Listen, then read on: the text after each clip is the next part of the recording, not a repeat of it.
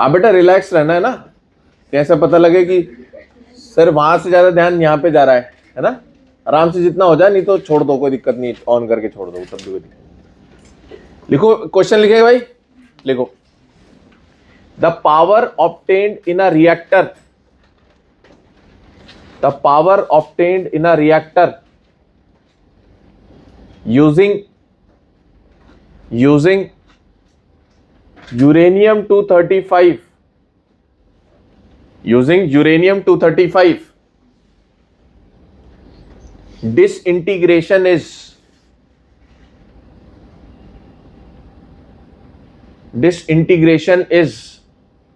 1000 kilowatt, 1000 kilowatt,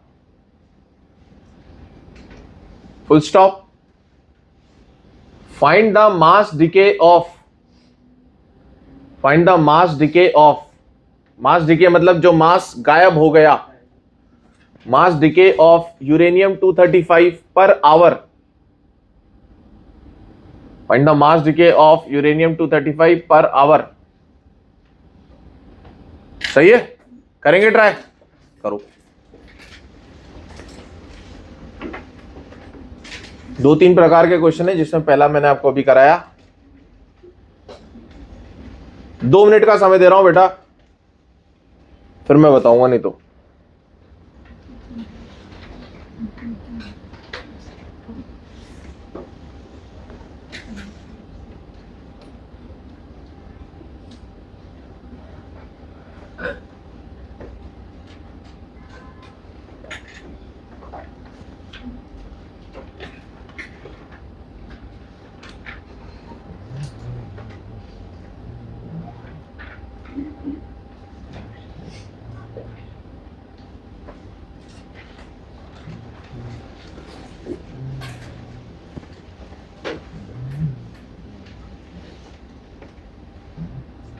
अब बेटा इधर ही बैठा हूं मैं, है ना। अब इधर मेरी पूरी नजर रहेगी। आपका चश्मा कहाँ है बेटा, आज उसको लगाओ ना।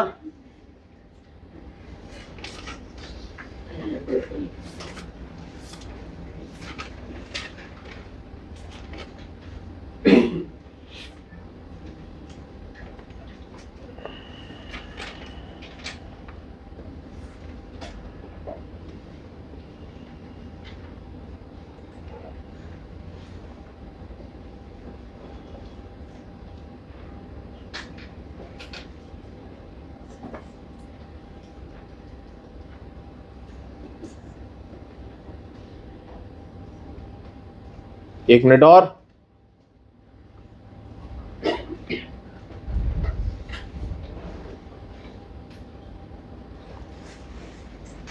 माइक्रोग्राम में आंसर है ना, माइक्रोग्राम।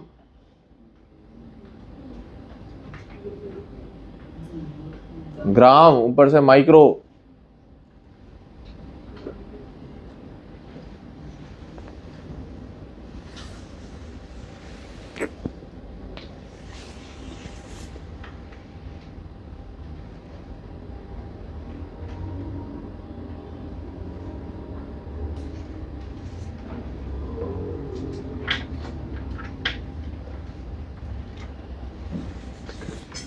देखिए, नहीं जली बत्ती, देखते हैं, निकाल लेते हैं आंसर। आया हुआ क्वेश्चन है ये 2011 का। देखो बेटा, जो एनर्जी रिलीज होगी वो होती है डेल्टा एम सी स्क्वायर, सही है ना। और एनर्जी जो, अच्छा क्यू वैल्यू बोल रहा हूं, बाइंडिंग एनर्जी क्यू वैल्यू एक ही बात होती है। और बेटा यहां पर जो है ये टाइम और ले लिया मैंने, तो ये पावर बन जाएगा। तो यहां टाइम से डिवाइड किया है, तो यहां भी टाइम से डिवाइड करना पड़ेगा। बोलो भाई, तो बताओ ये पावर कितनी चाहिए आपको? 1000 किलोवाट बोले तो 10⁻³ डेल्टा में आपको निकालना है सी स्क्वायर।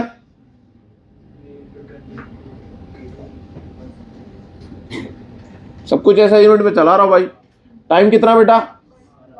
1 आवर बोले तो 60 मिनट्स 60 सेकेंड्स, बस हो गया खत्म, डेल्टा टाइम निकल जाएगा। 200 मेगा इलेक्ट्रॉन वोल्ट यहां पे यूज नहीं हो रहा है, यहां इसी से कैलकुलेशन हो जा रहा है पूरा।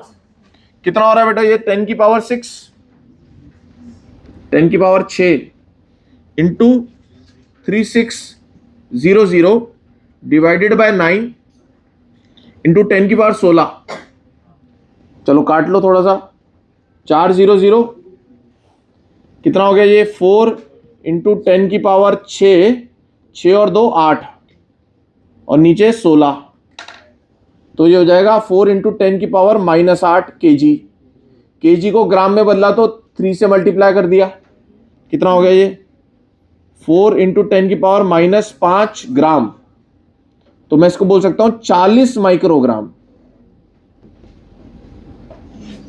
क्या बोल सकते हैं इसे, 40 माइक्रोग्राम, ये आंसर है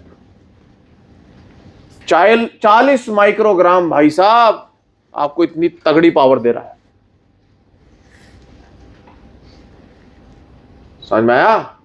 1 घंटे चलेगा, 40 माइक्रोग्राम इतनी पावर देगा आपको कंटिन्यूअस। 10 की पावर 6 वॉट पर सेकंड आपको देगा 1 घंटे तक, 40 माइक्रोग्राम मात्र। समझ में आया? कोकेन से भी महंगा है। कोकेन कितने का मिल रहा है? सबसे महंगा ड्रग तुम पढ़ते हो ना यार, सबसे महंगा ड्रग कौन सा? नहीं पढ़ते तुम लोग? ट्राई नहीं किया? प्राइस नहीं पता है? ये तो बोला होगा ना सर ने कि सबसे महंगा होता है, ये भी नहीं है? कोई डीलर है? डीलर बेटा कोई है? नहीं नहीं नहीं, ऐसे ऐसे किसी का नाम नहीं बेटा, ऐसे किसी का नाम, गलत बात है, गलत बात है। वो कोई दिक्कत नहीं है,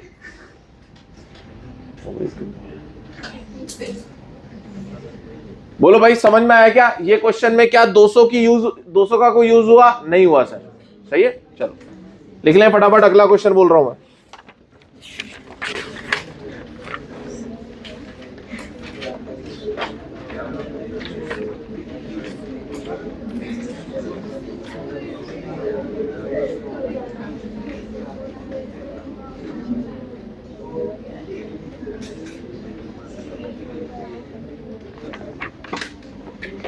अगला क्वेश्चन लिखो भाई।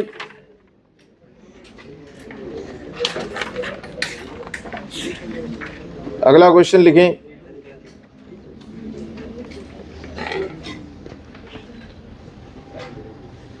अगला question, the energy released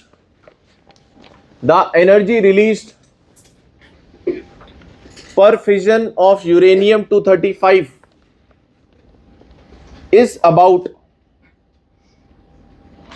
is about 200 mega electron volt. ये दिया है इन्होंने, ये इनका बड़प्पन है कि इन्होंने दे दिया क्वेश्चन में, अदरवाइज आपको याद भी होना चाहिए। Full stop. The energy release per fission of uranium 235 is about 200 mega electron volt.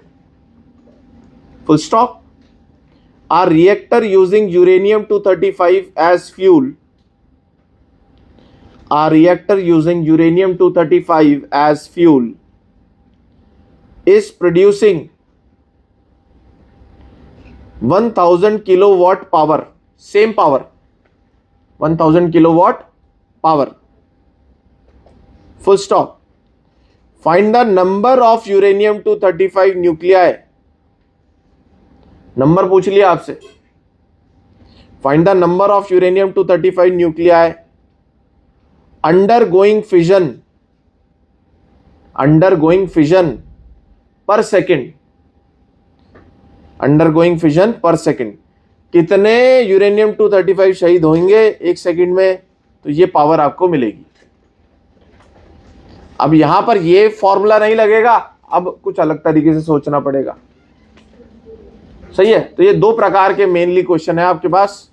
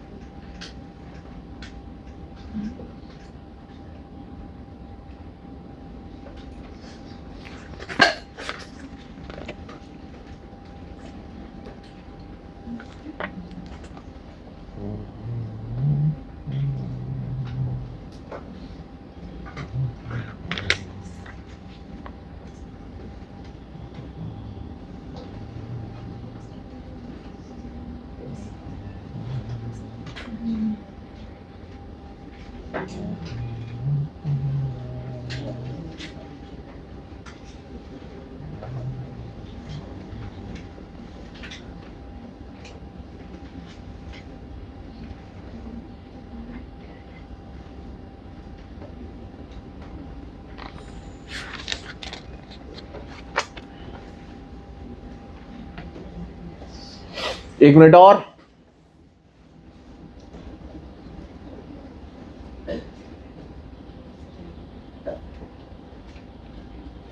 हो गया? बोलो 10 की पावर 16।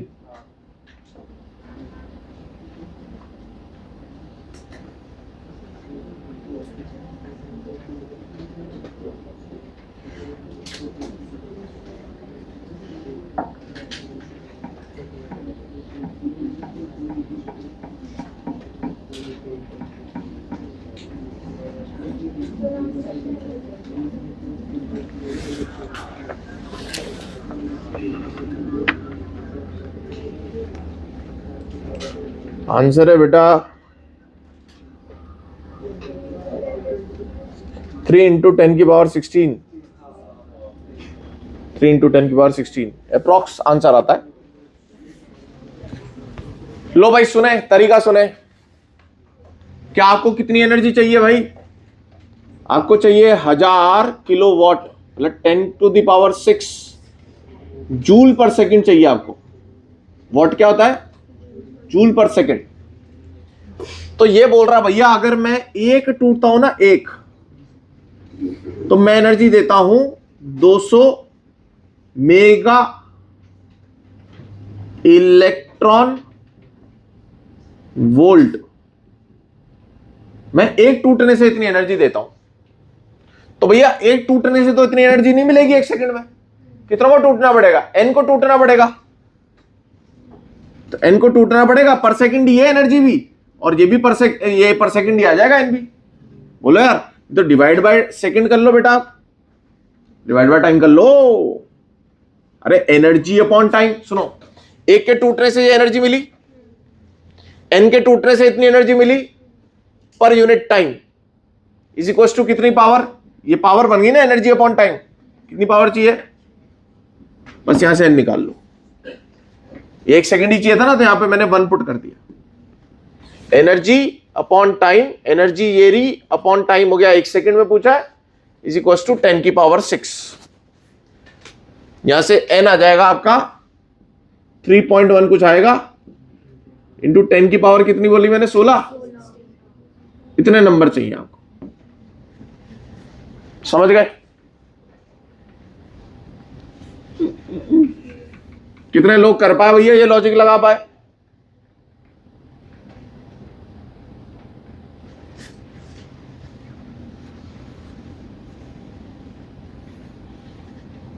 कोई है ऐसा जिससे अभी भी नहीं लग रहा? बेटा पूछ लो, बोलो क्या लिखा है सर ये? इधर आया आपको समझ में आया? ये नीचे 1 क्यों लिखा है? क्योंकि ये एनर्जी पर यूनिट टाइम पावर होती है ना, तो ये पावर से इक्वेट कर रहा हूं मैं। और टाइम कितना लिया है? 1 सेकेंड। राहुल जी वो अगर हो गया वो चार्ज तो दे देना। तो 2 प्रकार के क्वेश्चन थे बेटा ये, बस। हाँ,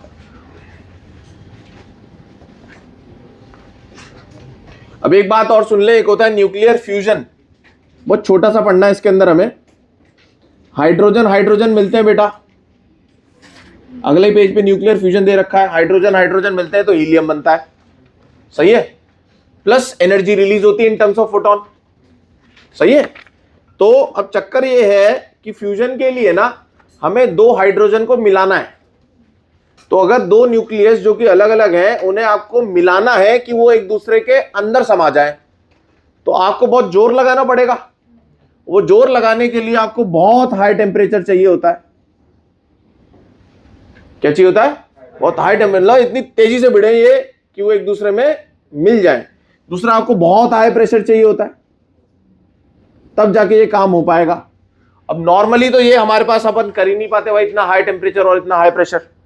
तो नॉर्मली न्यूक्लियर फ्यूजन से अपन एनर्जी नहीं लेते हैं, सही है? ये कहां पर जो सन है या कोई भी स्टार है, उधर जो एनर्जी का सोर्स होता है, वहां से जो एनर्जी आ रही है ना अपने पास कंटिन्यूअसली, भैया सन जल रहा है, वहां न्यूक्लियर फ्यूजन हो रहा है, उसकी वजह से हमें एनर्जी मिला। हाँ उसे दे दो, वो कर लेंगे। वहां से हमें कंटिन्यूअस एनर्जी मिल रही है। आ रही है बात समझ में? अब यहां जब ये बनते हैं ना बेटा, ये हीलियम बनता है, आप इक्वेशन देख सकते हैं 24H11 H11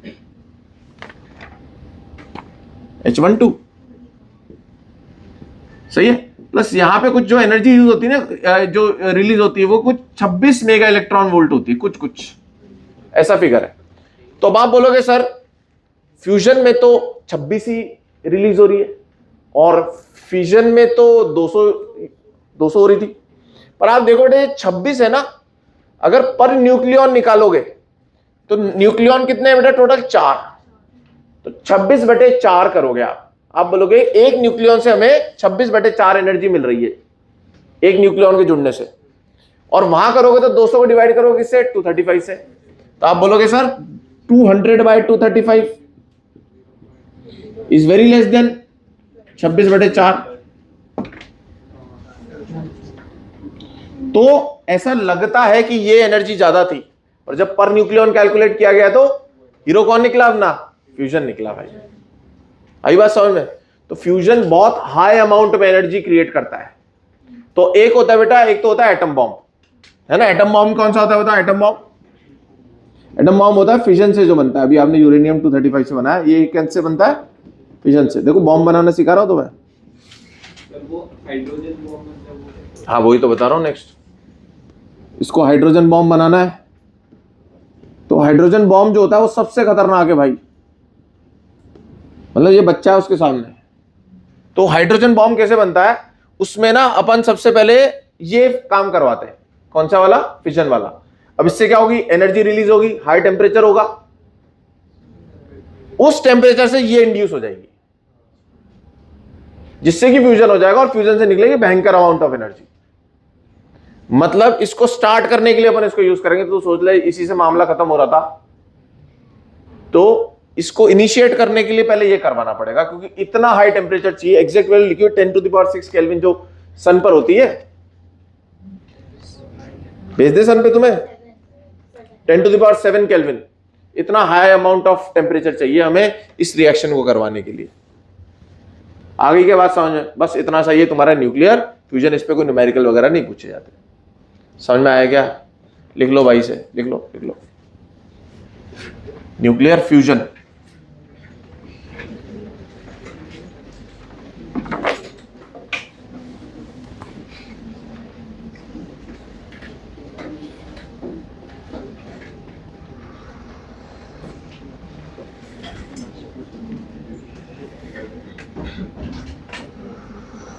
मतलब ये पूरा कंडक्टर नहीं है। तो हमारे पास क्या क्या होते थे इससे पहले जब हम पढ़ रहे थे? हमारे पास दो चीजें होती थी, एक तो होता था बेटा इंसुलेटर और एक होता था कंडक्टर। दो ही होते थे यार। अब तुम लोग देखो बातें कर रहे हो और बातें भी ऐसी कर रहे हो जो मेरे कानों तक पहुंच रही है। मतलब उसकी जो इंटेंसिटी है ना वो इतनी है कि मेरे कान तक पहुंच जा रही है। वो इंटेंसिटी का फॉर्मूला क्या होता है? देखो मैं तुम्हें बताऊं बातें करने का फॉर्मूला। बातें करने का फॉर्मूला बता देता हूं भाई तुम्हें। है 2 पाई? अरे वो वेव का है वो तो।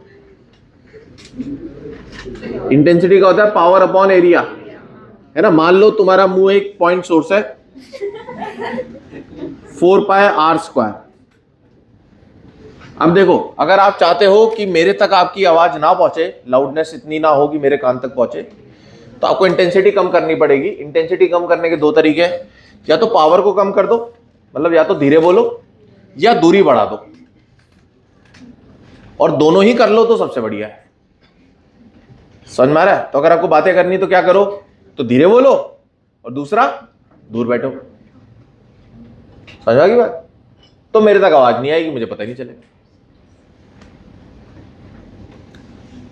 सही है। अब देखो बेटा हमने इससे पहले क्या पढ़ा था? इंसुलेटर और कंडक्टर। तो इंसुलेटर की कंडक्टिविटी कम होती है। कंडक्टिविटी को क्या बोलते हैं बेटा? अपन ज्यादा इसमें अपन नहीं घुस रहे, सिग्मा बोलते हैं। चलो इस सब में नहीं घुसते। कंडक्टिविटी नाम सुना है? कंडक्टिविटी, रेजिस्टिविटी, ठीक है। तो मैं ऐसा बोल देता हूं कंडक्टिविटी गई भाड़ में, अपन इसको रेजिस्टिविटी बोलते हैं, रेजिस्टेंस बोलते थे। बेटा इसका रेजिस्टेंस क्या होता है? हाई होता है, और इसका रेजिस्टेंस क्या होता है? लो होता है। रेजिस्टेंस का मतलब क्या होता है कि किसी मटेरियल में जो इलेक्ट्रॉन्स होते हैं वो चलना चाहते हैं। वो क्या चाहते हैं? चलना चाहते हैं, बहना चाहते हैं, है ना। तो उसके लिए अपन क्या करते हैं? बाहर से कोई एक्सटर्नल सोर्स लगा देते हैं, बैटरी वगैरह लगा देते हैं। वो बैटरी उन्हें क्या करती है? मदद करती है चलने में। अब ये मटेरियल पे डिपेंड करता है कि वो अपने इलेक्ट्रॉन्स को चलने देना चाहता है कि नहीं चलने देना चाहता। भाई दो प्रकार के पेरेंट्स होते हैं, है ना। तो पेरेंट्स को अपन समझ लेते हैं न्यूक्लियस, जिन्होंने आपको पकड़ के रख रखा है ना। दो प्रकार के न्यूक्लियस है। एक न्यूक्लियस तो वो जिसका जो इलेक्ट्रॉन है वो उससे अच्छा खासा अट्रैक्टेड है। जो न्यूक्लियस एक ऐसा है, मतलब एक एटम ऐसा है जिसका इलेक्ट्रॉन क्या है? अरे यार ये क्या हो रहा है बीच में? इसमें वो है, पावर है इसकी, देखने के बाद कितनी डंडियां है इसमें।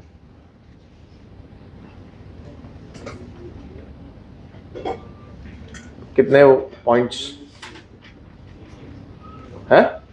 एक ही है ना, इस वजह से ऐसा हो रहा है। चलो चलने दो जब तक।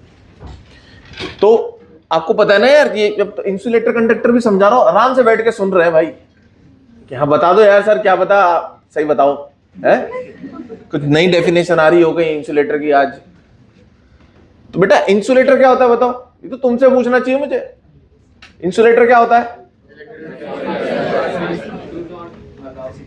जिसके electrons are not free to move, मतलब वो अपने इलेक्ट्रॉन को कहीं नहीं देना चाहता। वो चाहता है कि मैं मेरे पास ही रहे ताकि मेरी स्टेबिलिटी बनी रहे। कुछ ऐसे एटम्स होते हैं जो कहते हैं भाई तू निकल यहां से तो हमारी स्टेबिलिटी अच्छी रहेगी, है ना। वो इलेक्ट्रॉन्स दे देंगे तो वो ज्यादा स्टेबल हो रहे होंगे, तो वो अपने इलेक्ट्रॉन पे ज्यादा पाबंदी नहीं लगाते। वो बोलते तो घूम आराम से, कोई दिक्कत नहीं है, घर में शांति रहेगी, है ना। तो ऐसे वाले मटेरियल को अपन क्या बोलते हैं? कंडक्टर। जिसके पास फ्री इलेक्ट्रॉन है, फ्री मतलब वो घूम सकता है, उसको बोलते हैं कंडक्टर। जिसके पास फ्री इलेक्ट्रॉन्स नहीं है वो होता है इंसुलेटर। सही बात है। अब ध्यान से सुनो, अब ये कहां से आ गया? तो बेटा इसकी एंट्री होगी बीच में, इसकी एंट्री होगी बीच में। ना तो ये पूरा कंडक्टर है ना ही ये पूरा इंसुलेटर है। इसलिए इसकी इंपॉर्टेंस है भाई, क्योंकि ये क्या है, इसने कुछ बीच का रास्ता निकाला है। समझ में आ रहा है? ना ये इस एक्सट्रीम पे जा रहा है, ना ये इस एक्सट्रीम पे जा रहा है। ये क्या कर रहा है, ये कुछ बीच की बात कर रहा है, इसलिए ये बहुत बढ़िया है। और आज की तारीख में सारी चीजें जो इलेक्ट्रॉनिक्स की बनती हैं, इलेक्ट्रॉनिक्स समझते हो, जो डेलिकेट होता है, मोबाइल ये वो सब चिप वो सारी है ना, जहां भी चिप लग रही है वो सब सेमीकंडक्टर है। ठीक है, इसीलिए कहीं भी अगर आईटी पार्क होता है तो उसको सिलिकॉन सिटी, सिलिकॉन वैली और ये सब बोलते हैं। सिलिकॉन इज अ सेमीकंडक्टर, जो हम पढ़ेंगे अभी। सही है, सिलिकॉन इज अ सेमीकंडक्टर, जो हम पढ़ेंगे। अब बात आती है कि सर क्या है सेमीकंडक्टर की कहानी, इसको बहुत ध्यान से समझे। देखो बेटा, आप समझो कि दो घर हैं आजू बाजू वाले। ठीक है, अब क्या होता है कि जब एटम होता है ना, एटम तो ना वो हमेशा लेटिस के अंदर रहता है। ये जो पूरा स्ट्रक्चर होता है ना, ये एक फॉर्म में रहते हैं। ये तो तुमने केमिस्ट्री में पढ़ा होगा कि सर ये जो एटम होता है ये अकेला नहीं होता, ये घिरा हुआ होता है बाकी सब एटम से। सही है क्या बात? अब मुझे बताओ, ये एटम है, एक एटम की बात कर रहा हूं, इसका जो इलेक्ट्रॉन है या इसके जो इलेक्ट्रॉन्स हैं वो घूम रहे हैं अराउंड, जैसे भी घूमते हैं, है ना। जैसे भी तुम केमिस्ट्री के अंदर बहुत कॉम्प्लिकेटेड पढ़ते हो कि ऐसे भी घूमता है, ये भी घूमता है और ऐसे, तो जैसे भी घूम रहा है वो घूम रहा है। अब मुझे बताओ, इस इलेक्ट्रॉन के ऊपर कौन फोर्स लगा रहा है जिसकी वजह से घूम रहा है? इसका न्यूक्लियस लगा रहा है। पर मुझे बताओ, क्या यार लेटिस में क्या आजू बाजू वाले जो न्यूक्लियस है, क्या वो इस पे फोर्स नहीं लगा रहे होंगे? इलेक्ट्रोस्टैटिक फोर्स तो भाई कितनी भी दूर पर हो लग सकता है। तो पहली बात तो ये कि ये जो इलेक्ट्रॉन होता है किसी न्यूक्लियस का, किसी एटम का, वो सिर्फ इंफ्लुएंस अपने ही न्यूक्लियस के नहीं होता, वो इंफ्लुएंस में किस किस के होता है? वो आजू बाजू के जो एटम्स हैं उनके न्यूक्लियस के भी इंफ्लुएंस में होता है। तो मुझे बताओ, अगर ये सिर्फ अपने न्यूक्लियस के ही इंफ्लुएंस में होता तो इसका एनर्जी लेवल जो हमने पढ़ा एटम चैप्टर के अंदर वो फिक्स्ड होना चाहिए। पर क्योंकि ये बहुत सारे एटम्स के न्यूक्लियस के इंफ्लुएंस में, तो जो इसका एनर्जी लेवल है ना वो फिक्स ना होने की वजह एक रेंज में लाया करेगा। जैसे मैं बोलूं कि यार तुम्हारी जेब में कितने रुपए हैं, तो तुम क्या बोलोगे? सर मेरी जेब में, एक बच्चा तो बोलेगा सर मेरी जेब में 50 रुपए है, और एक बच्चा बोलेगा सर मेरी जेब में 100-200 रुपए होंगे। 100-200 वाला क्या बोलना चाह रहा है? 100-200 वाला बोलना चाह रहा है सर 100 से 200 के बीच में कुछ भी वैल्यू हो सकती है। इसी प्रकार से बेटा यहां पर जो एनर्जी लेवल होगा ना इलेक्ट्रॉन का, एनर्जी लेवल, वो लेवल ना होने की जगह बैंड बन जाएगा, बैंड बन जाएगा उसका। ठीक है, एनर्जी बैंड बोलेंगे यहां पे। बैंड का मतलब क्या होता है आपको समझता है? बैंडविड्थ। देखो बहुत एकदम बारीकी समझा रहा हूं इस पॉइंट को, है ना, अपन मतलब इसको तरीके से पढ़ रहे हैं। तो एनर्जी बैंड क्या होता है बताओ? The range of energy in which that electron can lie, that is energy band. समझ में आ रही बात? अब ध्यान से सुनो। अब एनर्जी बैंड बेटा दो प्रकार के होते हैं, एक तो होता है वैलेंस बैंड और एक होता है कोवलेंट नहीं, कंडक्शन बैंड। Conduction band.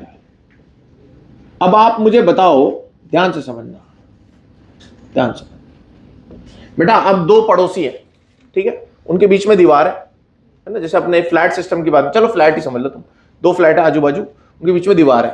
तो ये बोल रहा भैया मैं तो अपने घर में रहता हूं, मैं अपने घर में रहता हूं, हमारा घर अलग अलग है।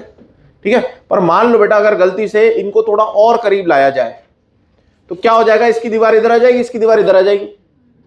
बोलो, अब ये बीच का एक एरिया आ गया। अब अगर कोई एक बच्चा इस घर का इस घर में चला जाता है तो वो क्या मतलब इस जगह पे चला जाता है, तो वो बोलेगा यार मैं कहां खड़ा हूं, यार मैं तो अपने घर में भी खड़ा हूं और इनके घर में भी खड़ा हूं। अरे बोलो यार, ओवरलैपिंग हो गई ना। तो क्या बोलेगा? यार ये तो मेरा भी घर लग रहा है और मुझे पड़ोसी का भी लग रहा है, तो क्यों ना मैं इस घर में चला जाऊं। बोलो, तो होता क्या है जब ये एटम्स लेटिस के अंदर होते हैं तो ये बहुत करीब आ जाते हैं। क्या आ जाते हैं?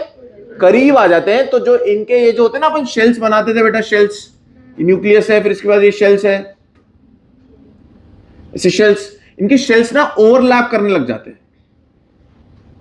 थोड़ा सा पास हो देता हूं,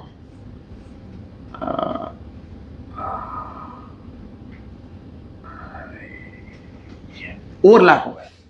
सही है। अब सुनो ध्यान से, ये एक ऐसा एटम है जिसके इलेक्ट्रॉन्स बेटा यहां तक है, यहां तक दो है, मान ले दो, मान लो दो, दो अंदर तो भरा ही हुआ है वो सारी, तुम्हें पता है 2 वो कॉन्ट्रीब्यूशन सब। मुझे बताओ बेटा, ये जो आखिरी शेल होता है, शेल, तो जब शेल की बात करते हैं ना, इसका अलावा आप एक अकेले एटम की बात कर रहे हो, और जब आप किसी स्ट्रक्चर की बात कर रहे हो तो लेटिस आता है उसके अंदर।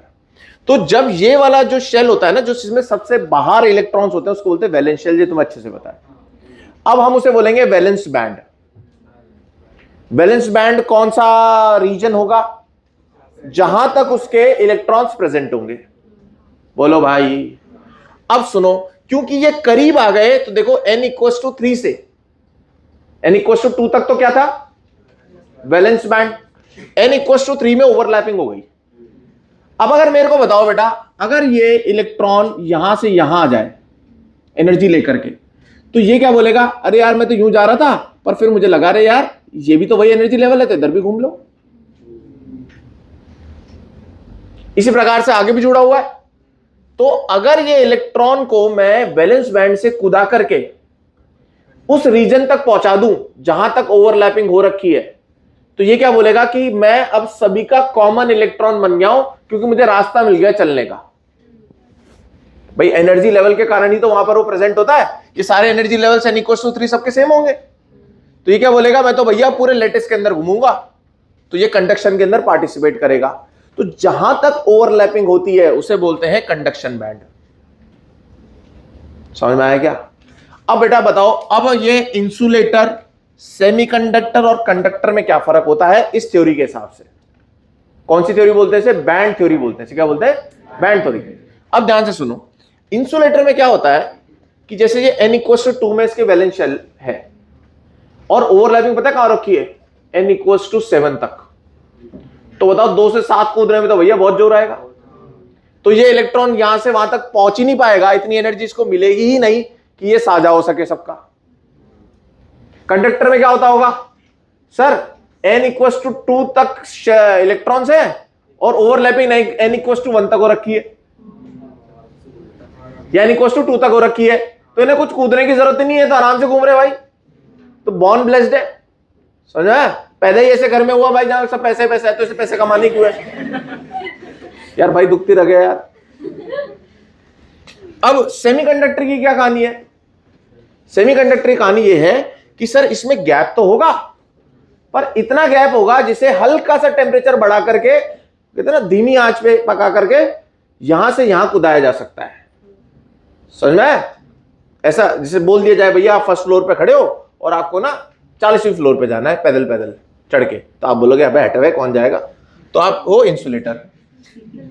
सही है? आपको बोला है आप 30वें फ्लोर पे खड़े हो और आपको बोला है कि यार तुम्हें ना 28 फ्लोर पे जाना है।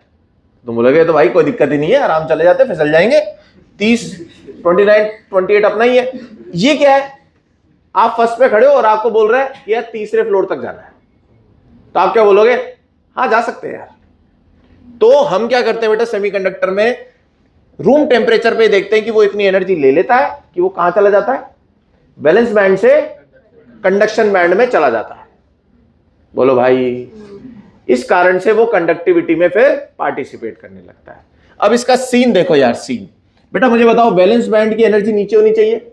ये मैं एनर्जी लेवल बना रहा हूं और बैंड बनाने के लिए क्या कर रहा हूं बेटा, ये एनर्जी को एक रेंज में डिफाइन कर रहा हूं। इलेक्ट्रॉन्स कहां होते हैं? यहां होते हैं। बीच में क्या होता है? बीच में गैप होता है एनर्जी का, इसको बोलते हैं फॉरबिडन एनर्जी गैप। क्या बोलते हैं इसे? नाम सीखो बेटा, नाम सीखो। फॉरबिडन मतलब यहां पर इलेक्ट्रॉन नहीं रह सकता।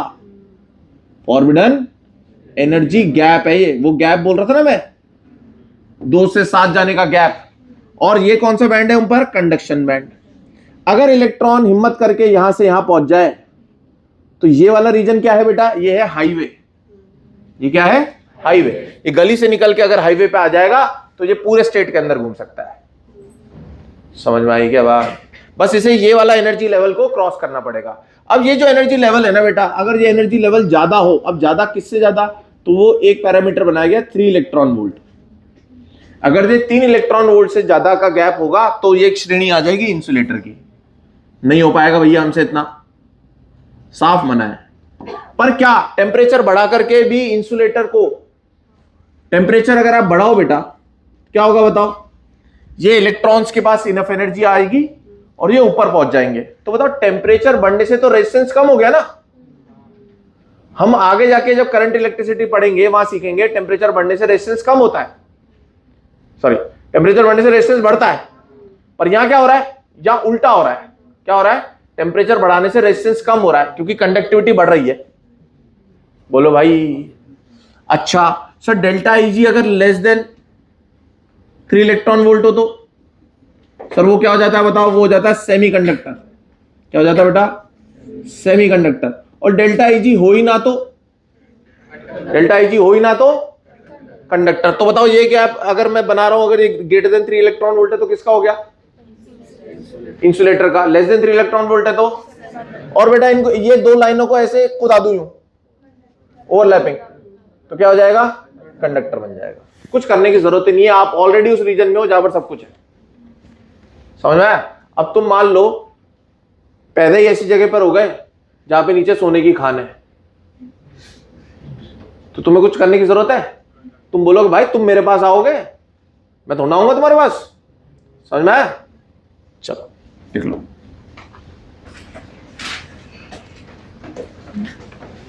अरे समझे क्या कहानी है ये?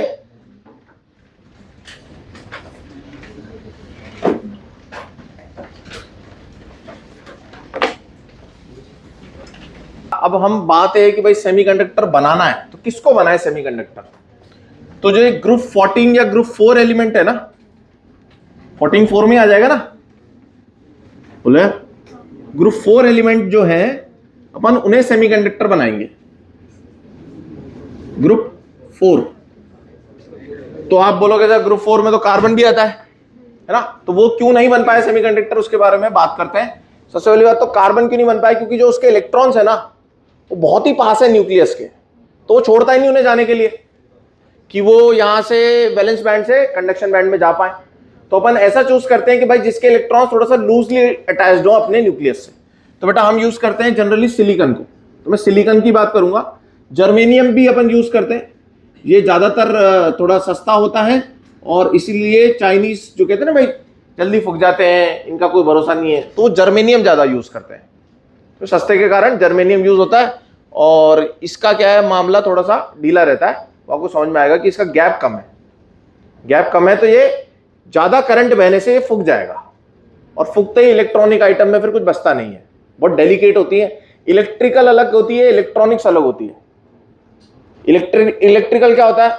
इसमें 220 वोल्ट लग रहा है ना मामला, वो है इलेक्ट्रिकल। इलेक्ट्रॉनिक क्या होता है? छोटे छोटे सर्किट से, मतलब इलेक्ट्रिकल इलेक्ट्रॉनिक दोनों ही एक साथ है। जैसे तुमने माइक्रोवेव लिया तो माइक्रोवेव के अंदर तो इलेक्ट्रॉनिक्स है और जो यूज हो रहा है सारा ये इलेक्ट्रिकल है। समझ में आ रहा है? तो सिलिकॉन का डेल्टा Eg जो होता है ना बेटा, वो होता है 1.1 इलेक्ट्रॉन वोल्ट। कितना होता है? और इसका डेल्टा Eg होता है 0.7 इलेक्ट्रॉन वोल्ट। कितना होता है? सही है भाई। तो बताओ क्या ये 3 से कम है? तो क्या हम इसे यूज कर सकते हैं एज सेमीकंडक्टर? अब ध्यान से सुनना भाई। अब 2 प्रकार के बेटा हमारे सेमीकंडक्टर होते हैं। Semiconductor are of 2 types. Semi of 2 types. पहला होता है प्योर, प्योर सेमीकंडक्टर, या इसका एक और नाम होता है इंट्रिंसिक। क्या नाम होता है? इंट्रिंसिक। दूसरा होता है इम्प्योर, या डोप्ड भी बोलते हैं इसे, और इसका नाम होता है एक्सट्रिंसिक। एक्सट्रिंसिक। तो सबसे पहले अपन क्या सीखेंगे बताओ? प्योर सेमीकंडक्टर के बारे में बात करेंगे और फिर देखेंगे कि यार प्योर से इम्प्योर बनाने की क्या जरूरत पड़ गई। ध्यान से समझेंगे बेटा एक एक बात को। बताओ सिलिकॉन का क्या क्या कॉन्फ़िगरेशन है, बोलना यार एक बार। ले लो है? अरे 1:2 नहीं चाहिए मेरे को, वो बताओ 2,8 ऐसे 284 ना, 14 ही तो है इसका। सुनो भाई, तो मैं सिलिकॉन का बनाने जा रहा हूं बेटा, आप सिलिकॉन के लिए बोल रहे हो क्या? 284। तो इसके आउटर मोस्ट शेल में कितने इलेक्ट्रॉन्स है? 4। अब ये चाहेगा अपना ऑक्टेट कंप्लीट करना, इसकी वजह से 4 कोवेलेंट बॉन्ड बनाने की कोशिश करेगा। सही है? तो अपन ना सिलिकॉन का स्ट्रक्चर बनाते हैं बेटा। तो क्या इसके आगे 4 डॉट लगा दूं ऐसे? अगर ये एक और सिलिकॉन के साथ रहेगा, घिरा हुआ रहेगा सिलिकॉन से, तो सबका भला हो जाएगा। और ये कैसे रहेंगे बेटा? ये ऐसे बॉन्ड बना करके रहेंगे। बोलो यार, इनके हाथ जो है वो बंधे रहेंगे। क्यों बंधे रहेंगे? क्यों बंधे रहेंगे बताओ? क्योंकि इन्होंने बॉन्ड बना लिया, सबका ऑक्टेट कंप्लीट है। सही है जी, कोई दिक्कत नहीं है। मुझे बताओ इनके इलेक्ट्रॉन खाली है क्या? नहीं, खाली बिल्कुल नहीं है। अब ये सारी कहानी जो है ना, ये कहां चल रही है बेटा? ये चल रही है हमारे वैलेंस बैंड में। ये सारी कहानी कहां चल रही है? वैलेंस बैंड में चल रही है। बीच में कुछ गैप है, बीच में कुछ गैप है, और ये ऊपर है हाईवे, ऊपर है हाईवे, जिसको बोलते हैं क्या? Conduction band. अगर ये कोई इलेक्ट्रॉन इतनी एनर्जी ले ले कि वो इस गैप को ये कितना गैप है बताओ? 1.1 इलेक्ट्रॉन वोल्ट गैप है, जो कि हल्का सा टेम्परेचर बढ़ा करके। अच्छा मुझे बताओ, 0 केल्विन पर, 0 केल्विन पर सेमीकंडक्टर किसकी तरह बिहेव करेगा? कंडक्टर या इंसुलेटर? इंसुलेटर। वाई? क्योंकि 0 केल्विन पे टेम्परेचर ही नहीं है, तो एनर्जी मिलेगी नहीं, और ये इधर से इधर जा नहीं पाएंगे। समझ में आई क्या बात? अब सुनो, अब ध्यान से सुनना बेटा, इसकी बहुत अहम बात आ रही है। अब क्या होता है कि यहां से ना हम एनर्जी मिलती है, थर्मल एनर्जी, और बेटा एक बॉन्ड टूटता है, और एक रैंडमली एक बॉन्ड टूटता है, और ये जो बॉन्ड टूटता है तो ये जो इलेक्ट्रॉन है ये फ्री हो जाता है। बोलो यार, ये फ्री हो जाता है, तो एक एनर्जी तो लगी इस बॉन्ड को तोड़ने में, जो कि बहुत ही कम होगी, इसको बोलते हैं 0.05 इलेक्ट्रॉन वोल्ट, इस लेवल की होती है। प्लस आपको 1.1 इलेक्ट्रॉन वोल्ट और मिल गई एक्स्ट्रा बिकॉज ऑफ टेम्परेचर। तो ये इलेक्ट्रॉन क्या करता है? हिम्मत करता है यहां से यहां जाने की। जैसे ये यहां पहुंचता है, अब ये इलेक्ट्रॉन सिर्फ इस सिलिकॉन ना होने की बजाय किसका हो जाएगा? पूरे क्रिस्टल का हो जाएगा, और ये पार्टिसिपेट करेगा किसके अंदर? कंडक्टिविटी के अंदर। बोलो भाई, सभी लोगों का ध्यान है ना यहाँ पे? पक्की बात है। अब ध्यान से सुनो, और जब यहां से ये इलेक्ट्रॉन चला गया तो यहां क्या हुआ बताओ? अगर मैं यहां से उठ करके यहां खड़ा हो गया तो यहां कौन बैठा है? तो आप बोलोगे सर यहां कोई नहीं बैठा। तो कोई नहीं को अपन यहां पर बोलते हैं बेटा होल। कोई नहीं को अपन क्या बोलते हैं यहां पर? Hole. Hole is vacant place. बेटा आपने सुना है वैकेंसी निकली है, वैकेंसी निकली है। बताओ आपका सिलेक्शन मुश्किल क्यों है? क्योंकि वैकेंसी कम है। बोलो यार, वैकेंसी का मतलब ये होता है कि वो खाली है और उसे भरने की जरूरत है। मुझे बताओ यार, अगर वो खाली है पर उसे भरने की जरूरत नहीं है तो उसको वैकेंसी नहीं बोलेंगे। बोलो भाई, खाली और खाली रहे कोई दिक्कत नहीं है, पर खाली है और उसे भरने की जरूरत है, दैट इज कॉल्ड वैकेंसी। तो खाली वैकेंसी को अपन क्या बोलते हैं बेटा? होल। आई क्या बात है इतनी समझ में? तो मुझे बताओ, अगर एक इलेक्ट्रॉन यहां जाता है तो पीछे क्या छोड़ के जाता है? अपनी कमी, जिसको बोलते हैं अपन होल। क्या होल का मास कितना होगा? सर आप बोलो ये है ही नहीं कुछ। नथिंग का मास क्या होता है? कुछ नहीं होता। नथिंग का चार्ज क्या होता है? कुछ नहीं होता। ये तो कुछ है ही नहीं। होल का मतलब क्या? Nothing, no one, nothing. ठीक है, अब ध्यान से सुनो, पर ये होल एक काम कर देगा, ध्यान से सुनो। अब बेटा लेटेस्ट से किसी ने बाहर से इलेक्ट्रिक फील्ड लगा दी, हवा चल दी, हवा। इलेक्ट्रिक फील्ड को अपन क्या बोल रहे हैं जब तक इलेक्ट्रोस्टैटिक्स नहीं पढ़ा? हवा चल गई, हवा। तो पॉजिटिव लोग तो हवा में बहते हैं और नेगेटिव लोग हवा के विपरीत बहते हैं। तो इलेक्ट्रॉन जो है वो इलेक्ट्रिक फील्ड के ऑपोजिट फोर्स महसूस करेगा। मुझे बताओ, ये इलेक्ट्रॉन पे फोर्स किधर लगेगा? इधर लगेगा। अब मुझे बताना बेटा, यहां से 4 किलोमीटर दूर एक इलेक्ट्रॉन होगा जो बॉन्ड बना करके बैठा होगा, सिलिकॉन बॉन्ड बना करके बैठे होंगे। वहां से एक इलेक्ट्रॉन यहां से अपना बॉन्ड तोड़ेगा एनर्जी लेकर के, और इसको भरेगा। इसको क्यों भरेगा? क्योंकि इस सिलिकॉन का इलेक्ट्रॉन चिल्ला रहा था कि भाई अगर काश यहां एक इलेक्ट्रॉन आ जाता, वैकेंसी है ना, क्योंकि ये चाहता है कि भाई अगर एक इलेक्ट्रॉन इधर होता तो हम फिर दोबारा से बॉन्ड बना लेते। बोलो यार, अगर ये सिलिकॉन चाहता ही नहीं कि यहां कोई आए और फिर मैं बॉन्ड बनाऊं, स्टेबल बनूं, तो ये वैकेंसी नहीं कहलाती, होल नहीं कहलाता। समझ में आया क्या भाई? तो बेटा ये इलेक्ट्रॉन यहां से यहां आएगा तो ये खाली जगह यहां से यहां आ जाएगी। अब ये खालीपन किधर आ गया? इधर आ गया। तो अब मुझे बताओ, मुझे ऐसा लग रहा है कि यार ये इलेक्ट्रॉन तो इधर खिसक रहे हैं, कंडक्शन बैंड में भी खिसक रहे हैं, और कंडक्शन बैंड में खिसकने का तरीका बहुत आसान है, बहुत ही स्मूथ प्रोसेस है। क्यों? क्योंकि आराम से बहना है। पर यहां बहने का तरीका क्या है, मुश्किल क्यों? क्योंकि पहले बॉन्ड तोड़ना है, फिर यहां से यहां जाना है। समझ में आएगा? 2 वे प्रोसेस, मतलब 2 स्टेप प्रोसेस हो गया। यहां क्या है, चलो आराम से मुझे बताओ तो, कहां ज्यादा कंडक्टिविटी होगी, कंडक्शन बैंड में या वैलेंस बैंड में? कंडक्शन बैंड में होगी, बिकॉज यहां जो इलेक्ट्रॉन होता है वो फ्री होता है। यहां वाला इलेक्ट्रॉन क्या है बेटा, पहले तो उसका ब्रेकअप कराना पड़ेगा, ठीक है, फिर उसको नई रिलेशनशिप में भेजना पड़ेगा। और यहां वाला क्या है, सारे सिंगल बैठे हैं। समझ गए? तो इनका बहना आसान है, ये आराम से घूम रहे और ये ऐसे जाएगा। अब मुझे बताओ, क्या तुम इसको अगर कुछ अलग तरीके से देखो तो तुम ये बोल सकते हो, सर पता है क्या, इलेक्ट्रॉन यहां से आ नहीं जा रहा, होल यहां से आ जा रहा है। ऐसे भी तो लोग हैं जो कुछ अलग तरीके से सोचते हैं, वो क्या बोलेंगे सर? बोलो। जैसे मान लो मैंने यहां से खड्डा करके मिट्टी उठा करके और यहां रख दी, तो एक बच्चा तो बोलेगा सर आपने यहां से मिट्टी उठा करके यहां रख दी, सही है? नहीं, मान लो 2 खड्डे थे, तो अरे अंडे वाला एग्जाम्पल, अंडे का वो कैरेट होता है ना, तो तुमने अंडे को इस दर से उठा करके यहां रख दिया, तो एक बच्चा तो क्या बोलेगा, सिंपल जो मानसिक रूप से तंदुरुस्त होगा वो क्या बोलेगा कि सर आपने अंडे को यहां से यहां उठा करके रखा। पर एक बच्चा जो थोड़ा सा परेशान होगा वो क्या बोलेगा, वो ये बोलेगा सर ये जो खाली जगह यहां थी ना, सर ये खाली जगह यहां से यहां उठा आके रख दिया आपने, क्योंकि ये खाली जगह पहले कहां थी, यहां थी, अब यहां नहीं है पर यहां है। ये भी तो तरीका है ना इस बात को बोलने का, क्या कि सर आपने अंडा नहीं यहां रखा, आपने खाली जगह को यहां से उठा करके यहां रखा है। समझ गए क्या?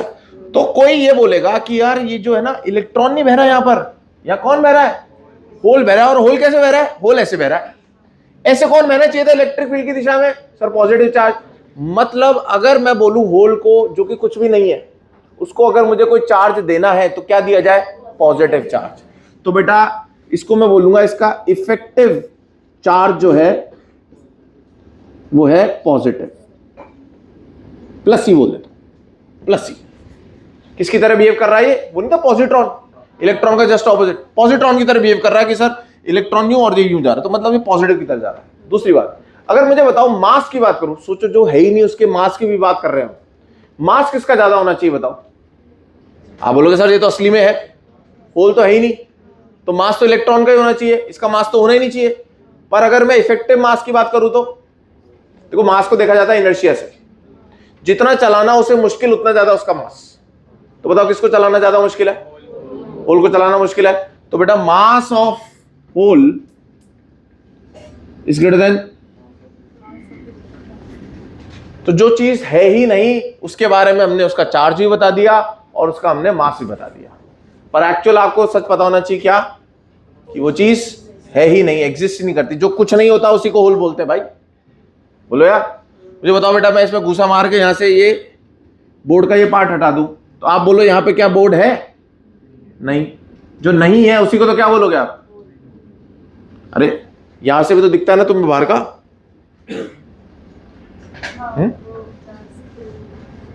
समझ गए ना? तो होल का मतलब क्या होता है, अबे यार कागज लो, उसमें से काट दो उसे और फिर बोलो सर यहाँ क्या है। तो एक बच्चा बोलेगा सर कुछ नहीं है यहाँ, कागज नहीं है यहाँ पे। एक बच्चा बोलेगा भाई है तो सही, तो बोले भाई क्या है यहाँ, वो बोलेगा होल है। पर होल क्या है, होल कुछ नहीं है। समझ गए क्या बेटा बात? ध्यान से सुनो, सिग्मा, सिग्मा बनना है ना तुम लोगों को। सिग्मा होता है बेटा कंडक्टिविटी। क्या होता है ये, कंडक्टिविटी जो होगी सर, वो इलेक्ट्रॉन जो बहते हैं कंडक्शन बैंड में और टेढ़े बच्चे के हिसाब से होल जो बहते हैं वैलेंस बैंड में, दोनों के कारण होगी। क्योंकि देखो एक कंसेप्ट और सिखाता हूं तुम्हें, नया नया क्या सब पता है वैसे, इलेक्ट्रॉन यूं जाते हैं तो करंट यूं माना जाता है। बोलो यार, है ना, सबका यूं बह रहा है ना भाई। मुझे बताओ इसमें भी तो इलेक्ट्रॉन यूं ही जा रहे हैं, तो करंट यूं बह रहा है। क्या ये दोनों करंट एक दूसरे को सपोर्ट कर रहे हैं? क्या दोनों कंडक्टिविटी एक दूसरे को सपोर्ट कर रही है? तो एक कंडक्टिविटी किसके कारण? जो कंडक्शन बैंड में। एक कंडक्टिविटी किसके कारण? यहां वाले इलेक्ट्रॉन्स के कारण, जो कि टेढ़ा बच्चा क्या बोल रहा है? होल्स के कारण। तो बेटा दोनों की कंडक्टिविटी क्या हो गई? ऐड हो गई। इसी प्रकार से करंट भी क्या हो जाएगा? दोनों का ऐड हो जाएगा, due to electron due to hole. बोलो यार, अब थोड़ा सा तुम्हें चौंका देता हूं मैं बस, जो कि करंट इलेक्ट्रिसिटी में आएगा, आपको बिल्कुल टेंशन लेने की जरूरत नहीं, पर मुझे यहां लिख तो देने दो। N e mu, n e mu एक फॉर्मूला होता है सिग्मा का, जो मैं आपको कहां पढ़ाऊंगा बताओ? करंट के अंदर। एन क्या है बेटा? Number per unit volume. ई क्या है? चार्ज। और म्यू क्या है? इसको बोलते हैं मोबिलिटी। बस आप लिख लो इसे, ठीक है। अब मुझे एक चीज बता दो बस, क्या जितने इलेक्ट्रॉन्स यहां जाएंगे क्या उतने ही होल्स बनेंगे? बोले यार, तो क्या आप ये मानते हो जितनी संख्या पर यूनिट वॉल्यूम इलेक्ट्रॉन्स की होगी कंडक्शन बैंड में, उतनी ही संख्या per unit volume valence band में होल्स की होगी? तो बेटा Ne और NH क्या है यहां पर बताओ? प्योर सेमीकंडक्टर में Ne और NH क्या है? दोनों इक्वल है, इसलिए इसको प्योर बोला जा रहा है, इसमें कोई मिलावट नहीं करी अपन ने। और I का एक फॉर्मूला होता है NeAVD। क्या होता है? NeAVD। तो बेटा इलेक्ट्रॉन का अलग लेंगे और होल की स्पीड अलग लेंगे, क्योंकि इलेक्ट्रॉन तेज चलेगा और होल धीरे चलेगा, क्योंकि उसके चलने में थोड़े 2 स्टेप्स लगते हैं। तो इसकी स्पीड कम होगी, इसकी स्पीड ज्यादा होगी। एरिया सेम है, ई दोनों का चार्ज सेम है, NN सेम है। यहां पर भी क्या सेम हो जाएगा? यहाँ पे म्यू ई का होगा और ये म्यू किसका होगा? होल का। बताओ मोबिलिटी किसकी ज्यादा होगी? इलेक्ट्रॉन की मोबिलिटी ज्यादा होगी और होल की मोबिलिटी कम होगी। बोलो यार, बस ये फॉर्मूला अभी के लिए रटने पड़ेंगे आपको, लिख लो। This is pure semiconductor.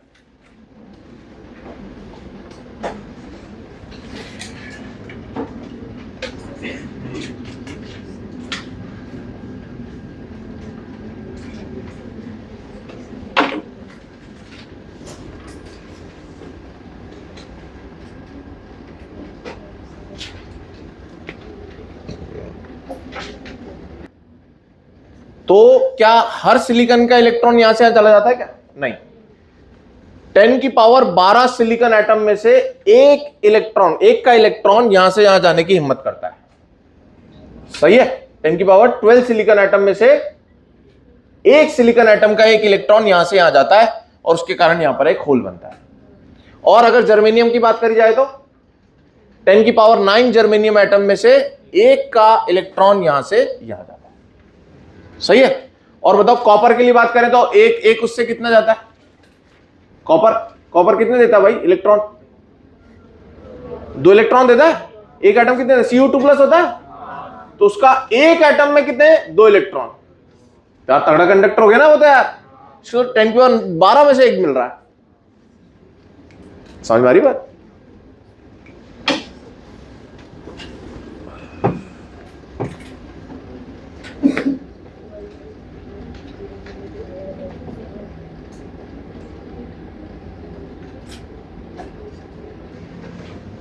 चलो,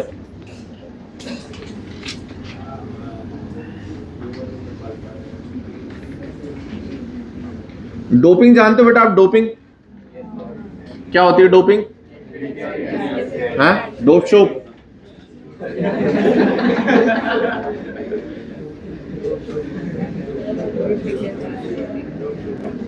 डोप करने का मतलब ये होता है मिक्सिंग ऑफ इंप्योरिटी, है ना? जैसे ये एथलीट्स है ना, डोपिंग टेस्ट हो रहा है, तो भाई आपने जो नेचुरल नहीं है उसकी मिक्सिंग करी है ब्लड के अंदर, दैट इज डोपिंग, है ना? तो डोपिंग का मतलब ये होता है, मान लो जो चीज ज्यादा मात्रा में, अगर उसमें कोई कम मात्रा में कोई भी चीज मिलाई जाए तो आप बोलोगे इससे इसमें इंप्योरिटी को मैंने ऐड कर दिया। अब मान लो इतना सारा आपके पास सोना है, उसमें आपने चीनी डाल दी, तो आप बोलोगे कि मैंने चीनी की डोपिंग करी है, क्योंकि जो चीज ज्यादा होती है उसमें जो हल्की मात्रा में मिलाया जाता है उसको डोपिंग बोलते हैं। आई बात समझ में? तो बेटा अब हम बात करेंगे इम्प्योर की। Second type of semiconductor is impure semiconductor. Impure बेटा ज्यादा बढ़िया होता है, देखना भी। आपको पता है ना डोपिंग के बाद परफॉर्मेंस बढ़ेगी कि कम हो जाएगी? इम्प्योर या एक्सट्रिंसिक, ध्यान से सुनना। अब इम्प्योर भी जो है ना वो दो प्रकार का होता है, एक होता है एन टाइप और एक होता है पी टाइप। एक होता है एन टाइप, इसको नेगेटिव टाइप भी बोल सकते हैं, और इसको p type positive type. N type में क्या करते हैं अपन, ग्रुप 5 एलिमेंट की डोपिंग करते हैं। किसकी करते हैं? ग्रुप 5 एलिमेंट की डोपिंग करते हैं, एक्स्ट्रा मिलाते हैं। और पी टाइप के लिए हम ग्रुप 3 एलिमेंट की डोपिंग करते हैं। ग्रुप 3, ग्रुप 5 का एलिमेंट में ले लेता हूं बेटा एक कोई फास्फोरस, और ग्रुप 3 का एलिमेंट में ले लेता हूं लेटेस्ट से एल्यूमिनियम। अरे समझते हो ना, जिसके पास 5 इलेक्ट्रॉन है बाहर, और यहां पर कितने होंगे? 3 होंगे। अब देखो मैं आपको पी पहले एन टाइप बताता हूं फिर पी टाइप बताओ, ध्यान से सुनना। हल्का सा मॉडिफिकेशन करना है हमें और काम बढ़िया हो जाएगा। अब देखो बेटा, यहां जो डोपिंग होती है ना, यहीं पे लिख देता हूं, ये पीपीएम लेवल पर होती है। किस लेवल पर होती है? मतलब हाँ, 1 in 10 की पावर 6 सिलिकॉन एटम में मैं पी टाइप फास्फोरस को घुसेड़ दूंगा। क्या करूंगा मैं? 10 की पावर 6 सिलिकॉन एटम में एक सिलिकॉन को हटा करके क्या घुसेड़ दूंगा? वहां पे फास्फोरस घुसेड़ दूंगा। तो मैं आपको फास्फोरस को यहां पर बैठा के दिखाता हूं सिलिकॉन के बीच में। ये भेड़िया है और ये कुत्तों के बीच में बैठा है, तो इससे भी ये लग रहा है कि मैं भी कुत्ता ही हूं। नहीं होता ऐसा? इसको अपने पोटेंशियल का पता नहीं है, ऐसे मीम्स बनते हैं ना यार, नहीं कि भाई ये भी ऐसा ही हो गया इनके, मतलब इनके साथ रह करके इसको लग रहा है भाई मेरे में कुछ नहीं है। एक शेर को बिल्लियों के बीच में पाल रहे हैं ऐसा, ठीक है, तो उसे लग रहा है, शेर को भी क्या लग रहा है कि मैं भी बिल्ली हूं भाई। तो बेटा बाकी सब सिलिकॉन सिलिकॉन है, बाकी सब कौन है? सिलिकॉन सिलिकॉन है, कोई दिक्कत नहीं। बस बीच में कौन बैठा है? फास्फोरस बैठा है। चलो चलने दो।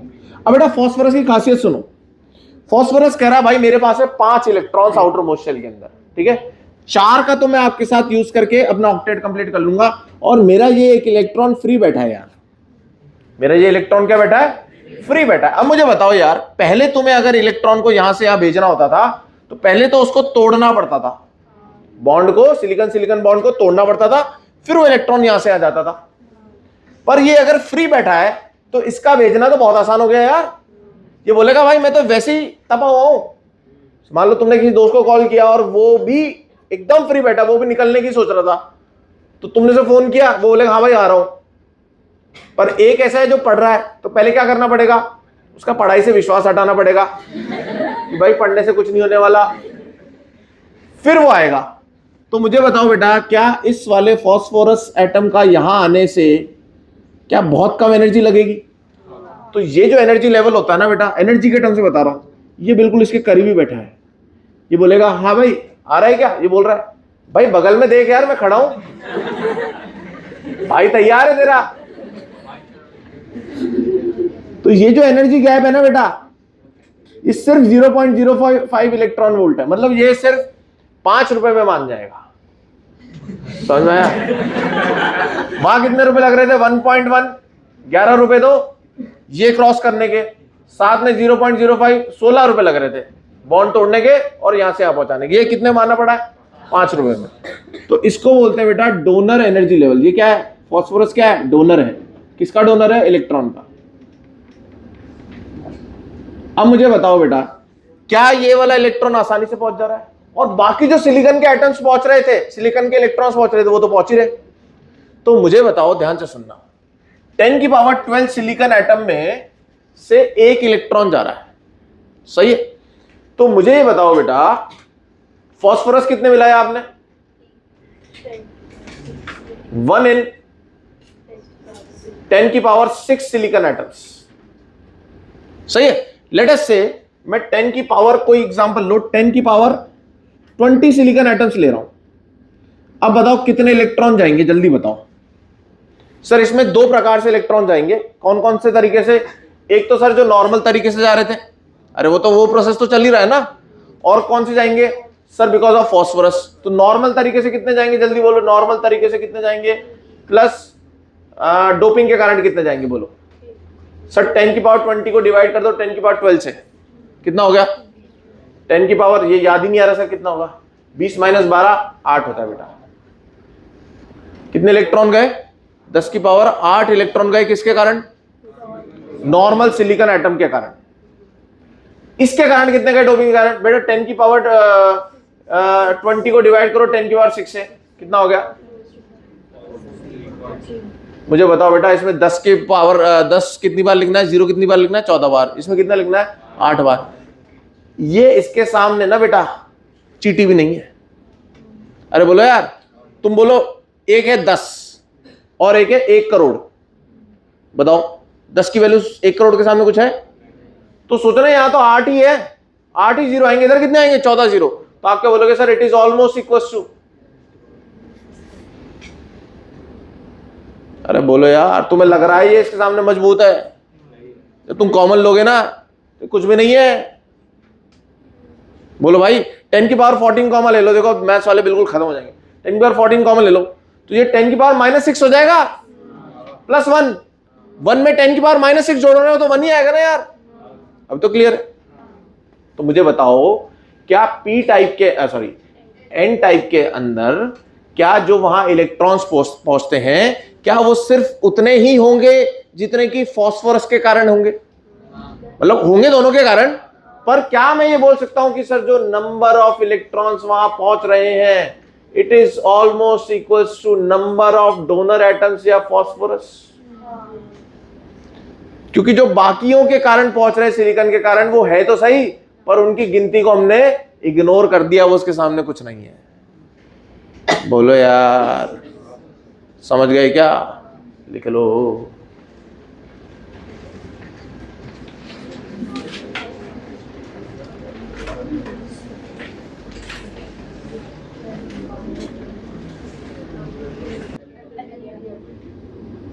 एल्यूमिनियम की एंट्री होगी बेटा, इसकी भी वही पीपीएम लेवल पर डोपिंग करेंगे, पीपीएम लेवल पर डोपिंग करेंगे। अब ध्यान से सुनना, यहां कौन आ गया बेटा? यहां आ गया हमारा एल। एल क्या बोल रहा है? ध्यान से सुनना, एल की कहानी क्या है? एल बोल रहा है भाई मेरे पास आउटर मोस्ट शेल में 3 इलेक्ट्रॉन है, मैंने अपने बॉन्ड बना लिए जितने बना सकता था। अब ये सिलिकॉन बोल रहा है भाई काश तेरे पास एक इलेक्ट्रॉन होता तो मैं भी स्टेबल हो जाता, तू भी स्टेबल हो जाता। तो ये क्या बोलेगा दूर कोई सिलिकॉन एटम को कि यार एक काम कर, तुम्हारा बॉन्ड तोड़ो और ये इलेक्ट्रॉन मुझे दे दो ताकि मैं इसके साथ बॉन्ड बना लूं और ये होल यहां पर आ जाएगा। बोलो यार, तो क्या तुम्हें ऐसा लग रहा है कि हर एक एल्यूमिनियम जो आ रहा है क्या वो एक एक्स्ट्रा होल लेकर के आ रहा है? बोलो, एक वैकेंसी लेकर के आ रहा है। वैकेंसी क्यों है? क्योंकि यहां इलेक्ट्रॉन की जरूरत है ताकि बॉन्ड बन जाए। बोलो सही है क्या? हर एक एल्यूमिनियम क्या लेकर के आ रहा है? एक एक्स्ट्रा होल लेकर के आ रहा है। और कितने होल्स बनेंगे बेटा? वही कहानी बताओ, यहां कितने बन रहे थे? सर जितने इलेक्ट्रॉन बनते थे उतने होल्स बनते थे, तो कितने होल्स बनेंगे? 10 की पावर 8 बनेंगे नॉर्मल तरीके से होल्स, और एल्यूमिनियम के कारण 10 की पावर 14 होल्स। तो बेटा टोटल होल्स किसके कारण बन जाएंगे सर? 10 की पावर 14। तो बेटा क्या यहां पर मैं बोल दूं नंबर ऑफ होल्स उतने ही होंगे जितने की एन एक्सेप्टर है। इसको क्या बोलते हैं? एक्सेप्टर।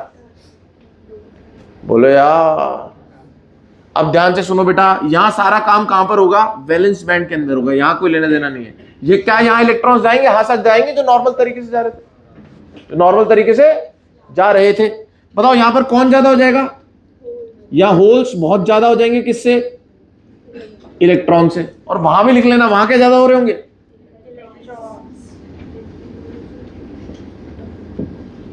समझ आ रहा है? क्योंकि होल्स तो किसके कारण बने होंगे वहां पर? सिर्फ सिलिकॉन के कारण। और यहां पर होल्स किसके कारण बन रहे? सिलिकॉन के कारण तो बन ही रहे थे, जिसको अपन इग्नोर कर दे रहे हैं, पर मेजरली किस कारण बन रहे? एल्यूमिनियम के कारण। अरे बोलो यार। अब बेटा सुनो ध्यान से, एनर्जी डायग्राम बता रहा हूं बस। ये यहां पर है, कहां पर? ये बॉन्ड तोड़ने में कितनी एनर्जी लगती है बताओ? 5 रुपए।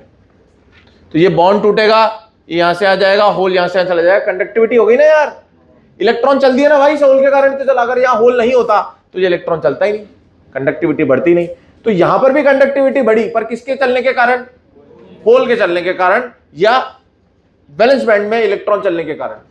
और एन टाइप में भी कंडक्टिविटी बढ़ी थी, किसके चलने के कारण? इलेक्ट्रॉन के चलने के कारण इन कंडक्शन बैंड। बताओ कौन ज्यादा बढ़िया होगा दोनों में से? ये ज्यादा बढ़िया होगा, क्योंकि यहाँ कंडक्टिविटी किसके कारण बढ़ रही है? यहाँ के इलेक्ट्रॉन्स के कारण। या कंडक्टिविटी किसके कारण बढ़ रही है? यहाँ के इलेक्ट्रॉन्स के कारण या होल्स के कारण। अरे समझ गए क्या? और ये क्या बनाया बताओ मैंने? इसको बोलते हैं बेटा एक्सेप्टर एनर्जी लेवल। एल्यूमिनियम को जो इलेक्ट्रॉन चाहिए होल चलाने के लिए, सिर्फ इतनी सी एनर्जी चाहिए उसे तोड़ने के लिए, और उसका होल चल जाएगा या इलेक्ट्रॉन चल जाएगा। बोलो भाई समझ में आया क्या? सही है। ये हो गया बेटा आपका एन टाइप और पी टाइप। कल की क्लास में हम क्या सीखेंगे?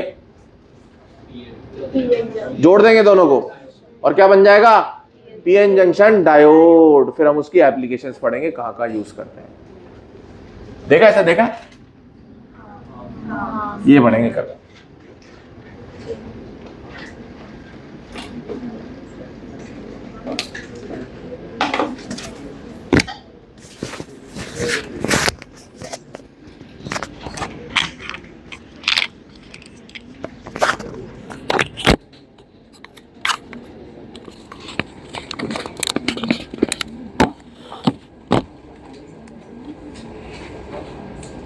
होमवर्क बता दिया आपको मैंने। 15 मिनट बैठिएगा, जितने क्वेश्चन हो जाए अपने कर लीजिए।